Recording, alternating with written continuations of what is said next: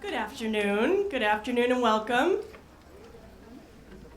I'm Lori Quinn. I'm Champlain's Provost and Senior Vice President for Academics, and I want to begin by welcoming you to our 139th opening Convocation.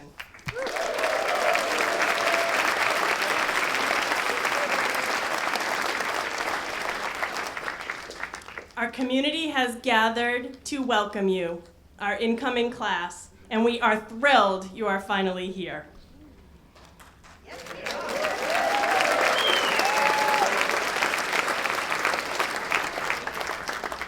I know that this has been a whirlwind of a day for you already. And it has also been a day in your life that I hope you will never forget. You will only ever have one first day of college, so savor it. And know that even if your parents have already called or texted you, they will be okay. They will be okay. I am confident that you will make them proud and show them that you're ready for all the opportunities and adventures that Champlain College will provide you. Before we begin our Convocation program, there are several folks here that should be recognized. First and foremost, members of our Board of Trustees.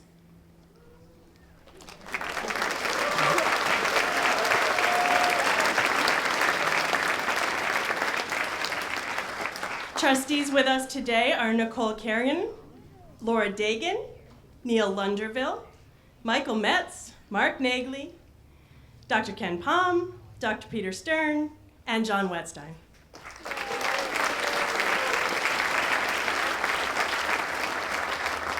It's also my pleasure to welcome our platform guest today, President Don Lockman,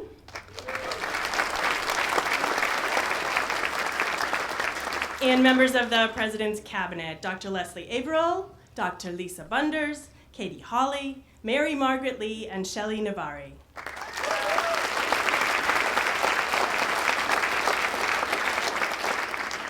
Logan Rice, class of 2018, represents your Student Government Association as its president.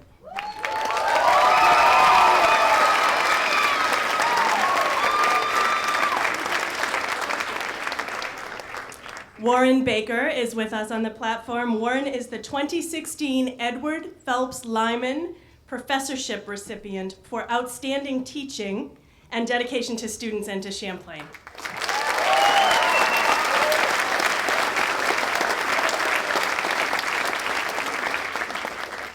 Welcome to Mark Redmond, our Distinguished Citizen for 2016.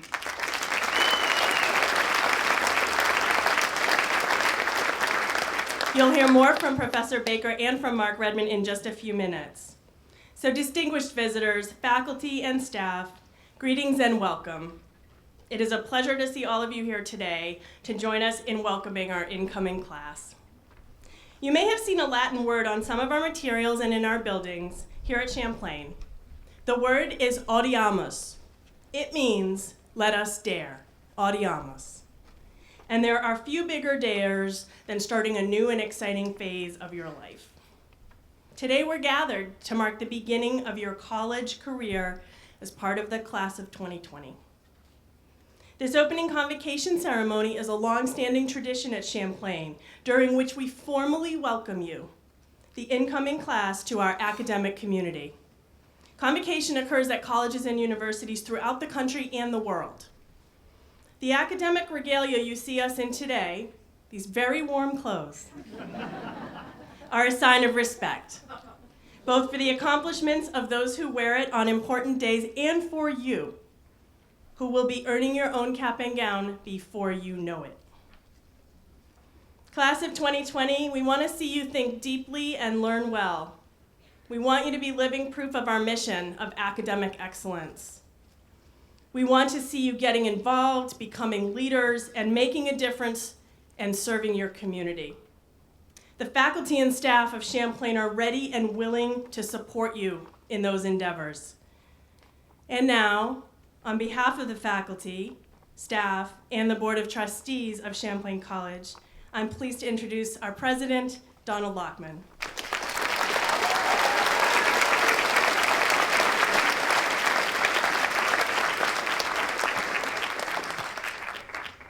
Good afternoon, and welcome to the class of 2020 to the Champlain College community. We congratulate you on all you have accomplished to be here today. For those of you who joined us this past spring for Admitted Student Days, I talked about the spyglass, which is conveniently up here for you, which is an important symbol at our college. On the Rosendahl courtyard, there is a statue of Samuel de Champlain, the founder of New France and Champlain College's namesake, looking through a spyglass towards the lake. The spyglass is also one of our campus traditions. In 2013, we began presenting a wooden, handcrafted Champlain spyglass to each graduating senior at commencement, inscribed with Champlain's Latin motto, which Lori just covered with you, Audeamus, or let us dare. This is what you will be handed by your student government association at your graduation. It's what this spyglass represents that is most important to us. It guides us to look into the future, to broaden and lengthen our view of ourselves and the world. For our college, it has been a helpful tool for defining what's next for Champlain and how we can continue to innovate to provide you with the best educational experiences possible. For you, the spyglass can also be a symbolic way to envision your future. I encourage you now to metaphorically look through your own virtual spyglass to what lies ahead for your time at Champlain College. In doing so, I suggest you ask yourself 3 questions. First, what do you want to see? Ask yourself, who is the person you want to be in the years ahead as you walk through the procession to get your diploma, and what you ultimately want to achieve? Second, how do you want to get there? Ask yourself what path you want to take and what experiences you want to pick up along the way. As you will hear from Mark Redmond, it may not be a direct path, and it will likely be influenced by many different perspectives. Here at Champlain, we provide many opportunities to learn from each other, from our local community and from our global community, to help you navigate your own journey. Who do you want to be, and how do you want to get there? These are 2 pretty weighty questions for your first day of college. So the third question is very important. It is, how can we help? We don't expect you to have all of the answers.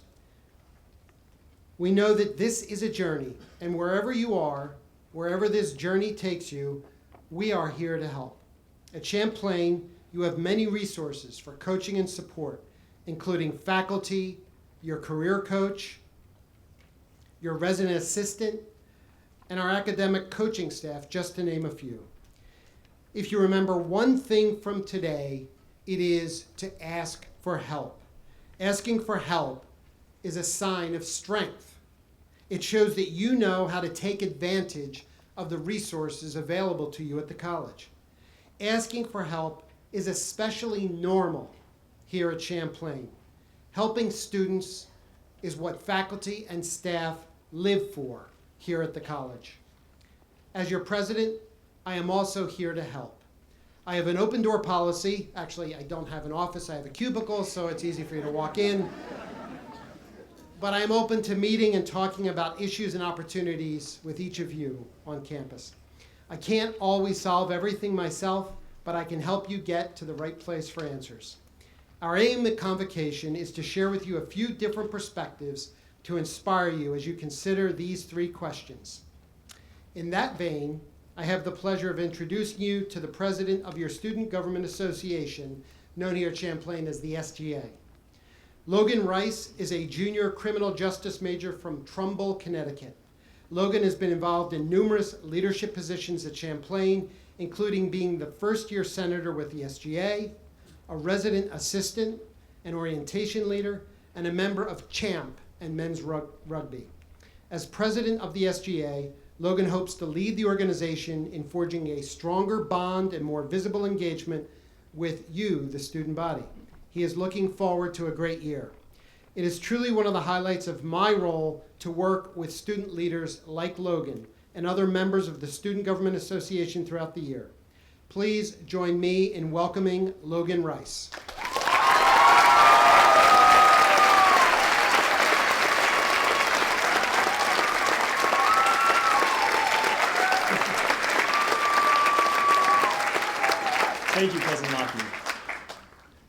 2020. Welcome to Champlain College.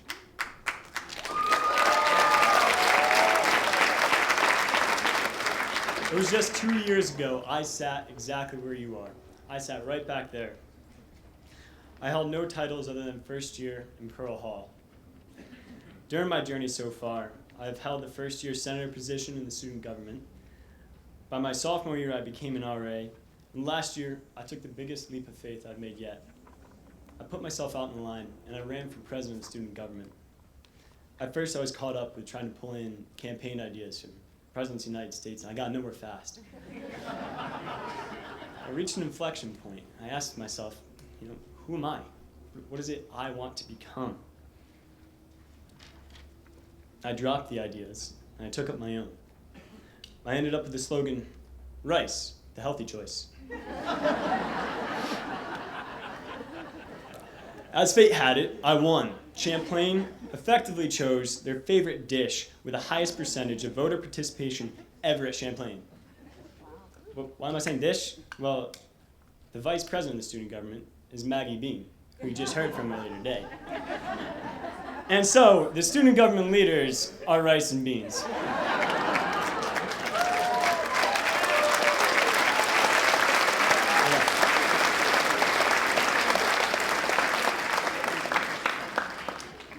Now I'm proud to say, as president of the student government, that we are here for you. Our mission states that the SGA strives to effect change on behalf of the student body in order to create a more enjoyable and more promising future. Now, the reason I bring up my titles is 1% bragging, but 99% to carry a message, because I wouldn't be here if not for what Champlain has to offer. As I mentioned in the beginning, I came here with just my studies in mind, no titles or even an ambition of getting involved. My RA at the time was someone who liked to challenge people. So when he came to me, he told me I should look into being a part of the SGA, which is the Student Government Association.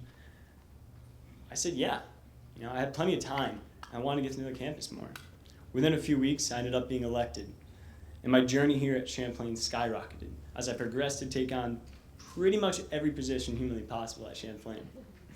To recap what I'm involved in, I'm an RA, second year RA, orientation leader for Lemon Hall. Yeah. I'm student government president, member of Champ. I play rugby, and I occasionally do a little biking with C4, which is our mountain biking club. I like to be busy, but that's just who I am. I'm not saying that you should be like me. My footsteps are not for everyone. Instead, I challenge you to chase your dreams, not the ones of someone before you. As some of you may already know, and it's been mentioned several times here, we have a motto here at Champlain. Can someone tell me what it is? Arriamos. Let us dare. Now I want you, class of 2020, to look into your future. Imagine whatever it is you want to become at the end of time here at Champlain. Take a moment. You got it? Now I have to admit, you, the class of 2020, you probably had the best shot at looking into the future. That was a bad joke. That was a bad joke.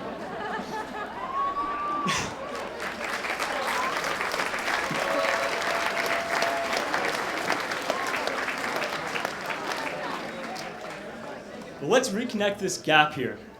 From the present to your dreams for the future. It starts with a dare. Dare to become the most, whatever that means to you, as this dare is the path to your future. And as past student government presidents have done before, I too will dare you to do something. I dare you, class of 2020, to get involved here at Champlain. This campus is rich with opportunity, and you are a part of it. You make up this campus. We will help you become whatever it is you want. It's worked for me. Thank you, and welcome to Champlain.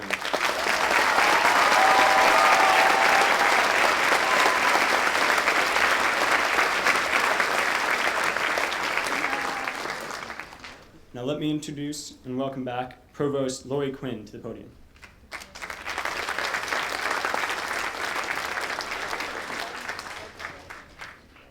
Thank you, Logan. So let me again welcome you on behalf of your professors, the deans, associate provosts, librarians, and others who are here to support your learning and your success. Our student-focused community is much bigger than our academic experts, but I would like to take a moment and talk about some of those influential teachers who make a lasting impact on our college community through their excellence as faculty. They are the Francine Page and Edward Phelps Lyman Professorship Award recipients. The Francine Page Excellence in Teaching Award is presented annually to an adjunct faculty member who has shown dedication to his or her students and to the mission of the college through excellence in teaching. Further, this faculty member is a person who has demonstrated a commitment to striving to give their very best, both in their field of expertise and through inspired teaching and learning. At this time, I want to ask our most recent Francine Page Faculty Award recipient to please stand and be recognized. Nancy Nara is here today.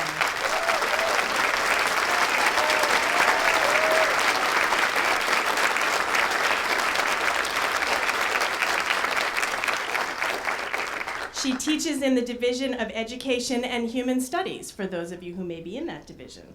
And Nancy, we're delighted that you could be with us today. The Edward Phelps Lyman Professorship Award is given to a senior faculty member of the college community who has shown dedication to students and to Champlain through a record of service and excellence in teaching and advising, and through work on faculty and college committees. In addition, faculty members earning the Lyman Award have demonstrated a commitment to preparing students for careers in business and community services, working with our students in academics, in citizenship, and in community activities. At this time, I will ask previous Lyman Faculty Award recipients who are present with us today to please stand and be recognized. They include Kathy Leo Nyquist, Michelle Miller, Dave Mona, Joe O'Grady, David Lustgarden, Nancy Kerr, Laurel Bongiorno, and Susan Dees.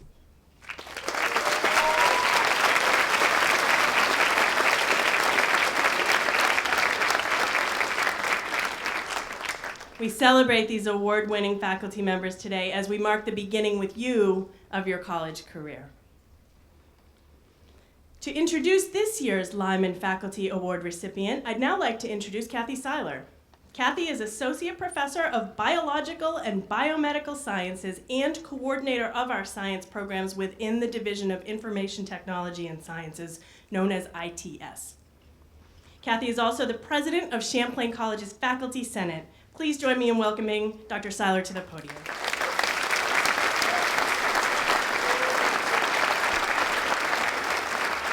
Thank you, Provost Quinn. I have the great honor this afternoon of introducing this year's Edward Phelps Lyman Award recipient, Warren Baker, Associate Professor and Program Director for Professional Writing. Professor Baker exemplifies dedication to students and excellence in both teaching and advising. Students jump at the chance to take Professor Baker's classes. He is loved and feared by students, and his teaching is informed by both humility and humor. Beyond the classroom, Professor Baker's impact can be felt throughout the campus in many ways, including faculty professional development and the Veterans Day ceremony on November 11th. Professor Baker joined Champlain's professional writing program faculty in 2008. He teaches, for those of you in the program, you might want to take your first note, Fundamentals of Journalism, Advanced Journalism, Technical Writing, and the Senior Internship course. He has worked as an advertising and marketing copywriter in broadcast and print, and he was editor and publisher of 2 community newspapers where he won awards for editorial writing. He is also a published poet.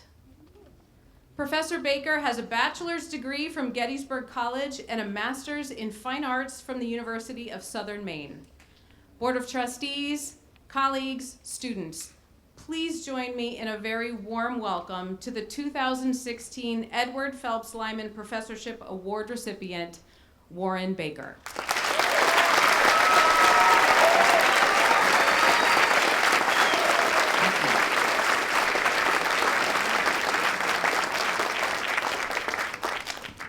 Thank you. Welcome to Champlain College. You've heard that greeting a lot, I know, but I don't want frequency. Get my robe straight here. I don't want frequency to dilute sincerity. I and we mean it. Welcome to Champlain. You're in for a great ride at a killer college in one of the coolest small cities in the country. Yeah. I had to submit a copy of my speech in advance so it could be placed here at the podium. Part of me was tempted to be a wise guy. I'd raise this book and say, the speech in this book is the one I'm supposed to give. And then I'd pull a speech from my robe and say, but this is the one I'm actually going to deliver. I figured I'd have the podium, and I doubted that any member of this august body behind me and beside me would fluffle their robes and sully this ceremony by trying to wrest the mic from me should I go rogue. I asked the obvious question, would pulling this switch be a wise move? This gentleman sitting to my right, also known as President Don Lockman, signs my paycheck. The woman sitting next to him, Provost and Senior Vice President for Academics, Dr. Lori Quinn, could give me the equivalent of the kind of detention I never imagined getting in high school. So I opted for long-term gain over short-term laughs.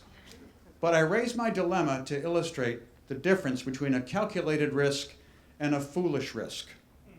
This distinction is one of several related ideas that I want you to consider and take with you as you file from this tent.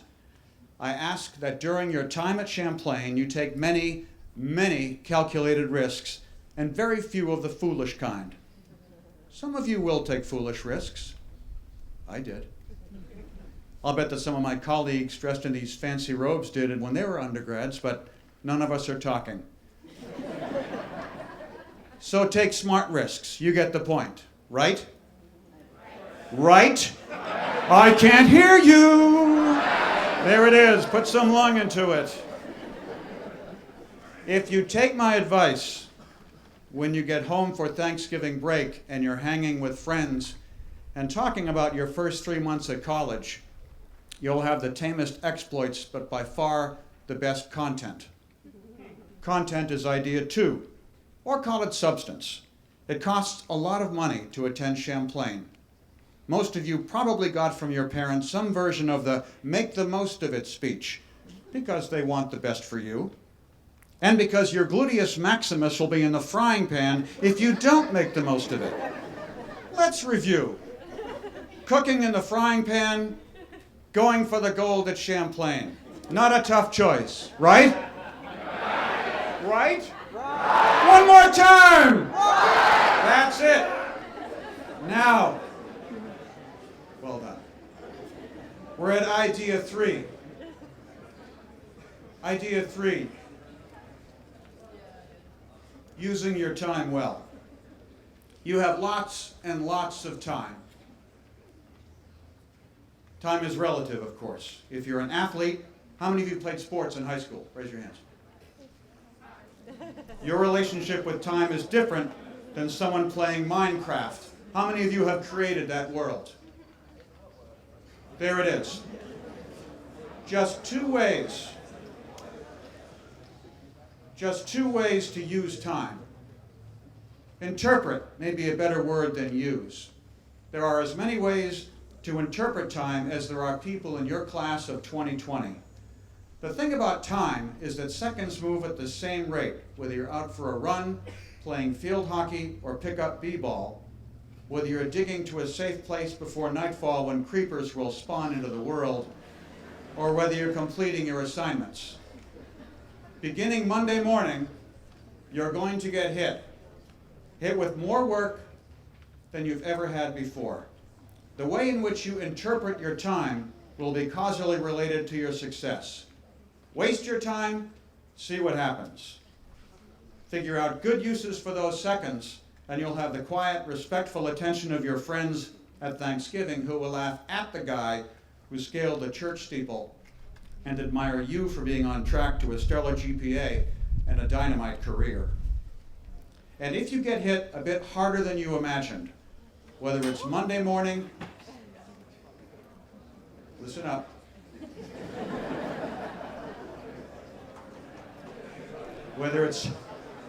if you get hit a bit harder than you imagined, whether it's Monday morning or next week or at any time this or next semester, and if you start feeling that you can't handle it, I urge you to reach out to your OL, your RA, your PA, or anyone in student life. If you need a hand, they will be there for you.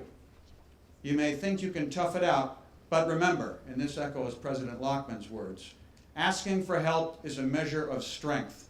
The culture at large can make it seem like a weakness, but that is not the culture at Champlain College.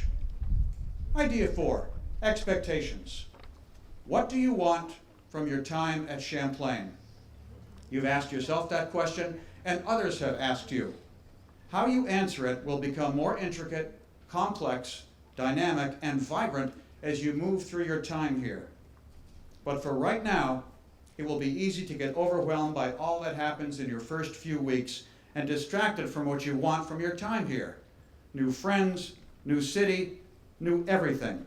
Kind of like the sculptor and a lump of clay. You get to be your own potter. This is one of the few times in your life when you will be able to reinvent yourself completely. So cast yourself as you want to be. The anthropologist Margaret Mead wrote, quote, "Become a cultural interpreter, stand at the edge of the abyss and look down," unquote. The culture at Champlain is different from other colleges. You'll get a sense of that as you text friends attending other schools. The view from here is astounding. Linger. Look until you see. Idea 5, question your professors. Don't take anything as gospel. My colleagues are now thinking, nice move, Einstein. Way to undercut us in the classroom. But in truth, every professor sitting here agrees with me. Your challenge will be to think in ways you haven't thought before. Your professors, these teachers, in the highest and best sense of the profession, will inspire you to do that. Common to each of these 5 is the 6th and final idea, choice. I ask you, I want you to think about the one choice that precedes important questions such as, which courses should I take to achieve my objectives? Can I handle a minor and a specialization? Where do I want to study abroad? How will I get the best internship? The choice I want you to think about is in the form of a question. And what I want you to consider before you act on your answer will be of the greatest benefit to you as a person and as an educated professional. The question? How can I be true to myself? Only when you make choices that resonate with who you are, who you want to be, and what you want to do, will you be able to like and respect the person who looks back at you every morning in the mirror. When you are true to your dreams, you will be true to yourself. Then you can decide how to put your gifts to good use for the benefit of each and all of us. That's how you walk into the world of global citizenry. I have words for each of you from the late poet Jane Kenyon. Quote, be a good steward of your gifts. Protect your time. Feed your inner life. Avoid too much noise. Read good books. Have good sentences in your ears. Unquote. I want my sentences, as you interpret them, to stay in your ears. Good luck. Give it your all. Blow the doors off your time here. Thank you.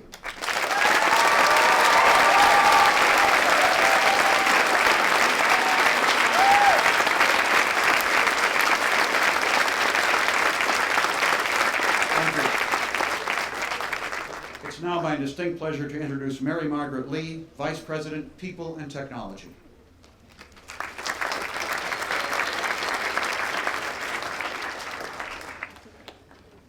Thank you, Warren, and good afternoon. As Warren said, my name is Mary Margaret Lee, and I am the Vice President of People and Technology at Champlain College.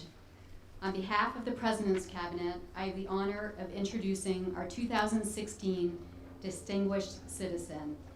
Each year, we recognize a distinguished citizen within our opening convocation ceremony. In fact, this year marks the 55th time Champlain College has named a distinguished citizen. The award is given annually by the college to a person who displays exceptional personal and professional achievement, a strong record of community service, and dynamic leadership based on equal parts intelligence and wit, creativity and humility. The Distinguished Citizen Award is one way we honor and celebrate Champlain's role in the broader community and helps reinforce our commitment to strengthening our own community connections. The award also introduces our incoming class to a leader in the community, a person who through their actions and accomplishments will serve as both an inspiration and an aspiration to all of you as you begin your journey at Champlain. Previous recipients at Champlain College's Distinguished Citizen Award are listed in your program. I encourage you to learn about them. They are inspirational individuals who each have a unique path to professional success and community leadership. This year's Distinguished Citizen is Mark Redman.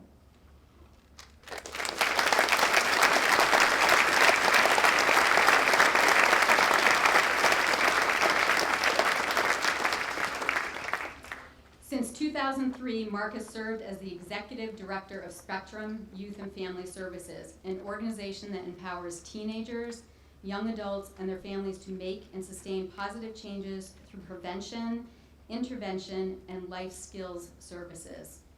Each year, Spectrum serves 1,500 teenagers, young adults, and their family members with programs centered in Burlington and St. Albans.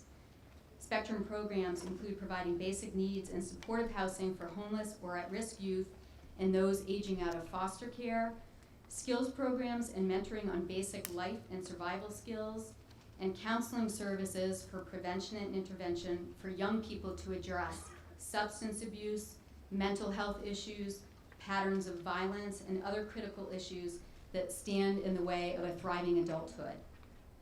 Mark has worked with homeless and at-risk youth since 1981 in New York City, Westchester, New York, and Stamford, Connecticut. Before coming to Spectrum, Mark was the Associate Executive Director of the Domus Foundation and helped start the city's first charter school for low-income middle school children. In addition to working at Spectrum, Mark is an active storyteller and published writer. He is the author of The Goodness Within, Reaching Out to Troubled Teens with Love and Compassion, published by Polis Press. His articles can be found in the Huffington Post, Forbes, the New York Times, and many others. He has a bachelor's degree from Villanova University and a master's in public administration from New York University. Mark is married to Mary Beth Redman and has 2 children, Aiden and Liam. They reside in Essex.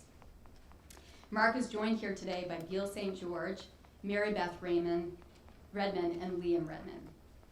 Personally, it's an incredible honor to have Mark as our distinguished citizen, as I've known him since his good work came to our community. His passion for his work is inspiring and relentless. At this point, I would like to invite President Lockman to join me to confer this award.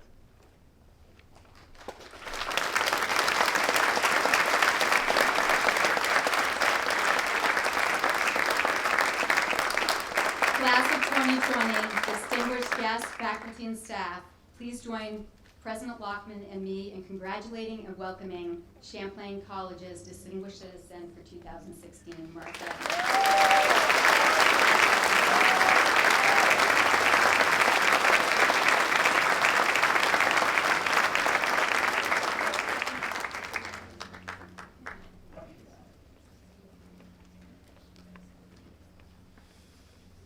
Thank you, President Lackman, trustees, faculty, and staff for inviting me here today. I'm very impressed with your convocation. This was my first day of college. My parents drove 3 hours, and they dropped me at my dorm, helped me move my stuff into my room. We met my roommate for the first time. I didn't even know his name, anything about him. There was no pre-matching. I think the university put the names in a hat that morning and, hey, let's put these two together. 41 years later, we're still good friends, so maybe there's something to be said for that random matching. Let's see, my parents and I went and got a sandwich and then they left. And my newfound roommate and I started the feverish and desperate search for beer. So that was Convocation in 1975. This is better. You've raised the bar. Champlain College.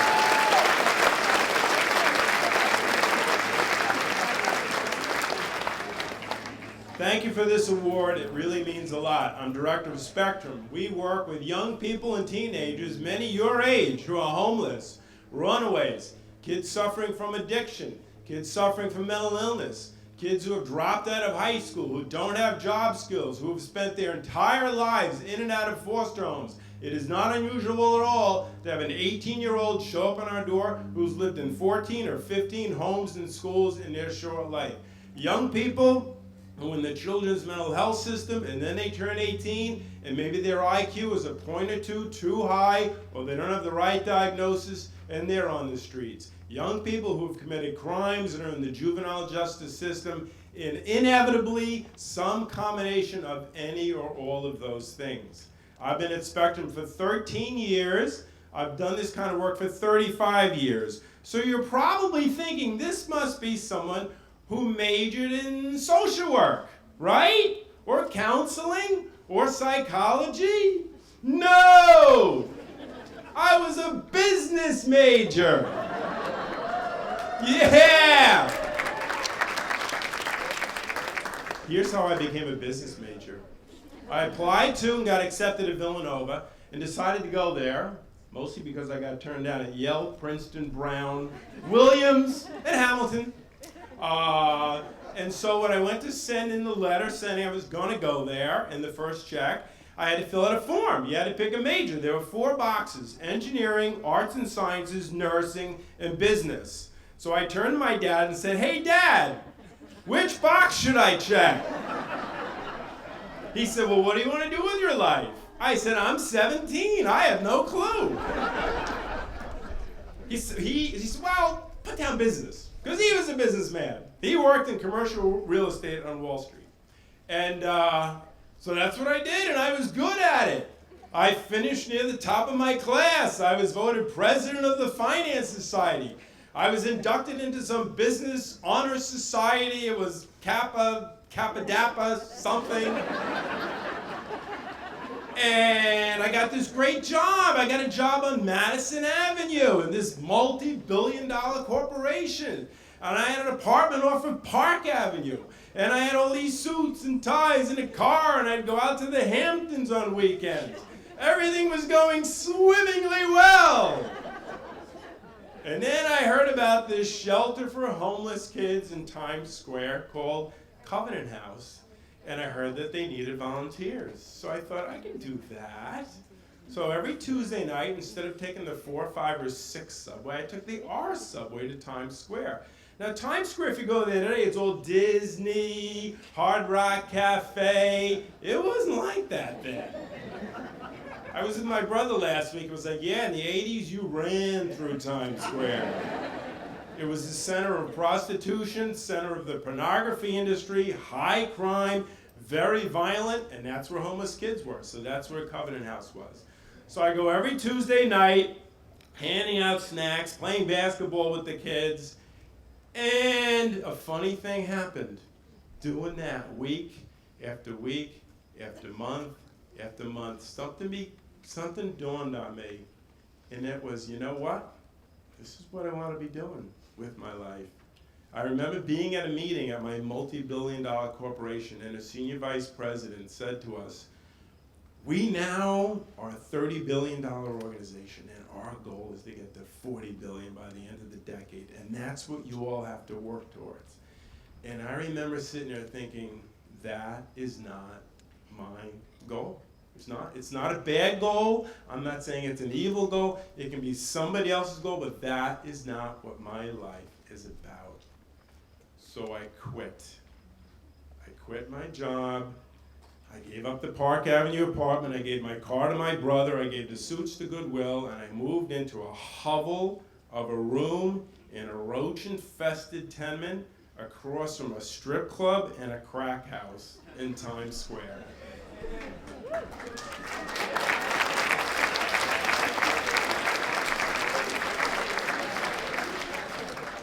My friends thought I flipped my Fuji. My Villanova friends, my Madison Avenue friends thought I had gone insane.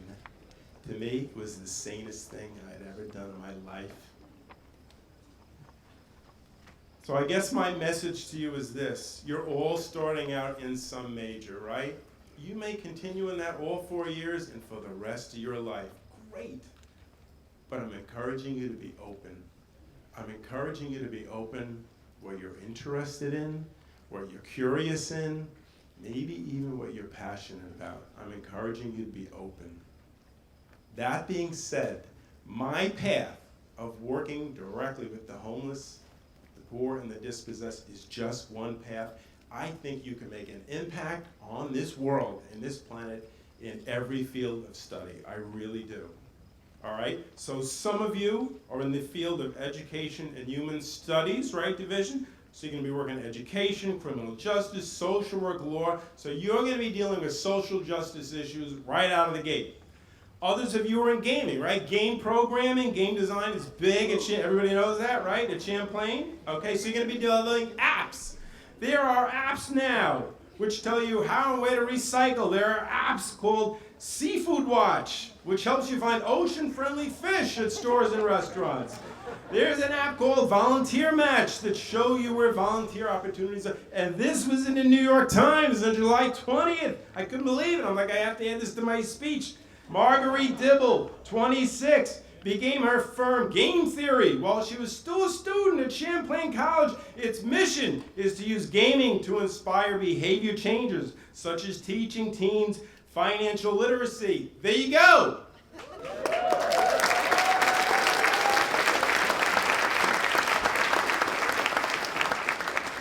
Some of you are majoring in filmmaking, right? Think of the films that have changed our consciousness about important social issues. Philadelphia with Tom Hanks completely changed the way we look at people suffering from HIV and AIDS. The Inconvenient Truth with Al Gore shed a tremendous amount of light on the perils of global warming. The Central Park Five, a great and sad documentary by Ken Burns, which showed just how easy it is for low-income, especially low-income teenagers of color who can't afford lawyers to get absolutely railroaded by the criminal justice system. All right? Spotlight, right? Won the Academy Award last year. A very important film about abuse in the Catholic Church. The Hunting Ground, about sexual abuse on college campuses. If you haven't seen The Hunting Ground, you should see it tonight. That's my son Liam. He's going into 8th grade. He will watch The Hunting Ground sometime within the next 4 years before he goes to college. The people who made these films have changed our consciousness about important issues in America and in the world. And then there are the business majors. I know you're out there. Yeah! Just like I was. You know what we're doing right now at Spectrum? Okay, we're a nonprofit. You know what we're doing? I have some of the best business minds in Burlington. The founder of Dealer.com, the founder of Union Street Media, somebody from a company called Red Thread, somebody from Select Design. You know what we're doing? We're forming a limited liability corporation, a for-profit entity within Spectrum that's going to hire the young people we work with, all right? The kids we work with are pretty good at finding jobs. They're terrible at keeping jobs. Why? Because they don't know the soft skills of what it's like to talk to a boss, to talk to customers, to call out sick. I was lucky. I grew up surrounded by people like that with good work ethic. I learned that from them. They weren't so lucky. Most of the kids we work with, if they even know their parents, frankly, their parents are in jail or they're addicted to drugs and alcohol. So we're going to start. These business people are helping us going to start a business to employ them and teach them hard skills and soft skills. So business majors can do a lot.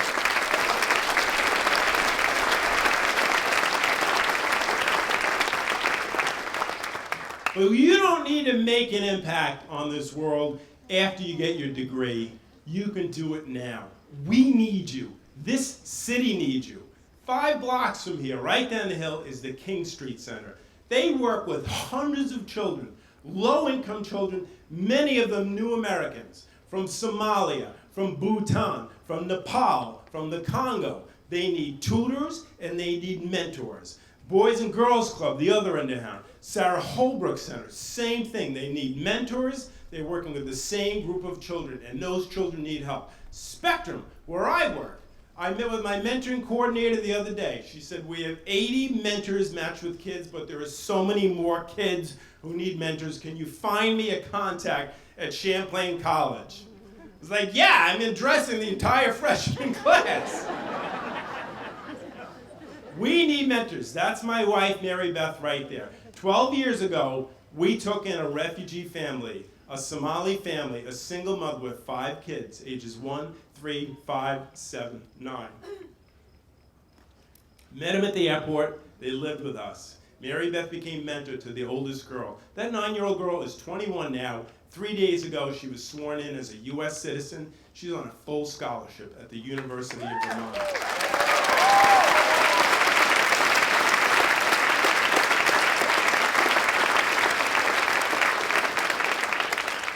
That's what mentoring can do. This is the other thing we're working on right now. I'm working with 4 other nonprofit leaders to start what's called a warming shelter. A lot of you are new to Vermont. It's a hot day today. Trust me. We get to the winter. It can be not only freezing cold, deadly cold, literally. 3 years ago, 2 homeless people froze to death out there. Froze to death. That can never happen again. Do you understand me? It can never happen again. After that happened, I just remembered Champlain College that first year let us use one of their buildings, and we created the first warming shelter in Burlington where any homeless person could come in during the winter months. We did it again last year. Yeah.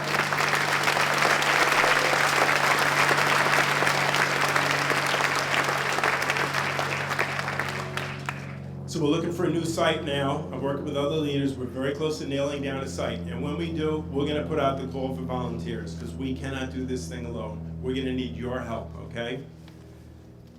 We're going to need your help waking people up, feeding people, greeting people. So we need you. This city needs you.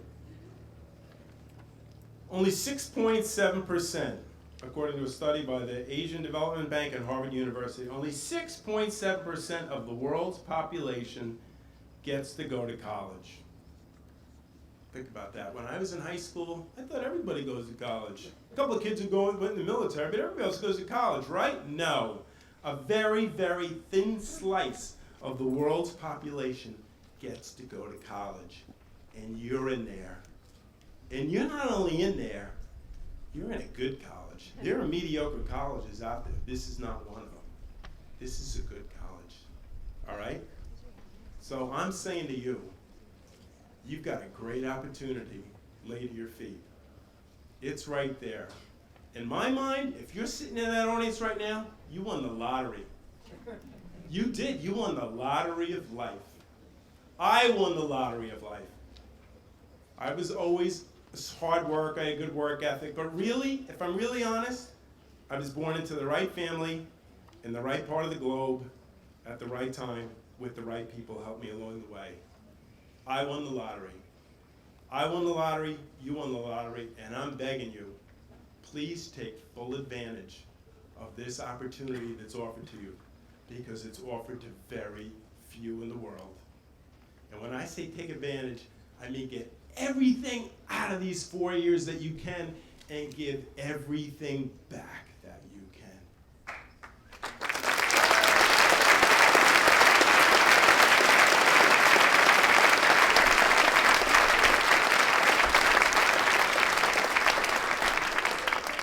Thank you, and I look forward to seeing the impact you make on this city and this country and this planet in the coming years. Thank you.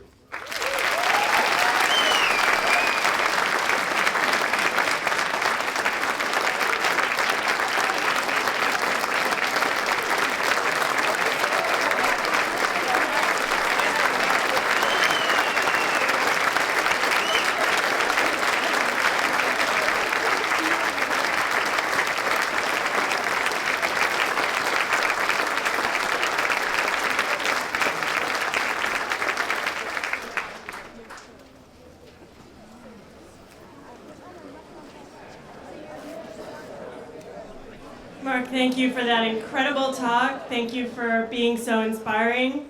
I hope everybody's feeling that.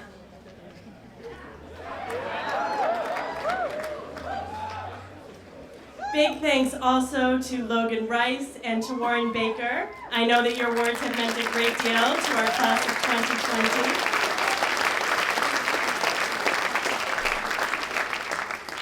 And to you, the class of 2020, congratulations on beginning your academic journey at Champlain.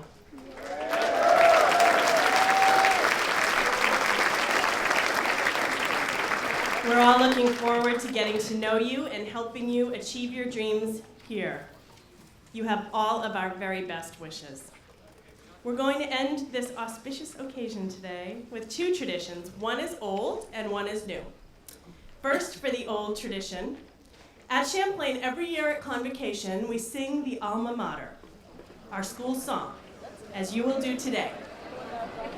We realize, we understand you don't know this song yet.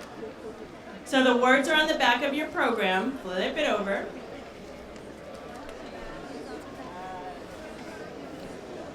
In just a moment, you'll be led by our staff members, Becky Peterson and Linda Wheeler. I want to tell you a little bit about the second tradition. Following the singing of the alma mater, we ask that you remain standing while the platform party and the faculty process out of the tent.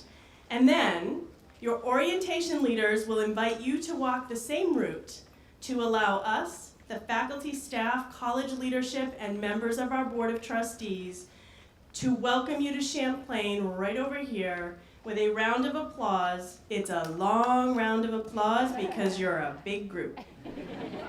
But we do this to mark your Convocation Day and to help you officially start your Champlain College education with our good wishes. So without further ado, your first college assignment is to sing with gusto. Becky and Linda will help us all do that. Thank you. Okay, everybody. We're going to give you the starting note, and then I'm going to count 1, 2, 3, 4, and then we're going to start singing, okay? So here's the starting note. Hear that? Okay. Very good. Okay, here we go.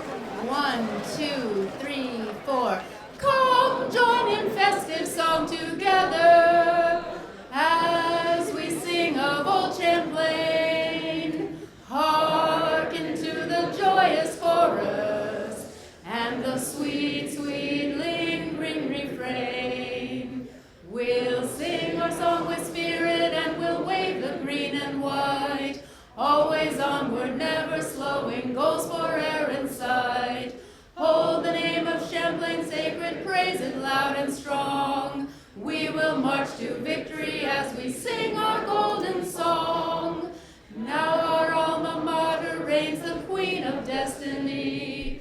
We will pledge our lives to duty, never failing thee. Hearken to the joyous chorus and the sweet refrain. Join in festive song together, sing.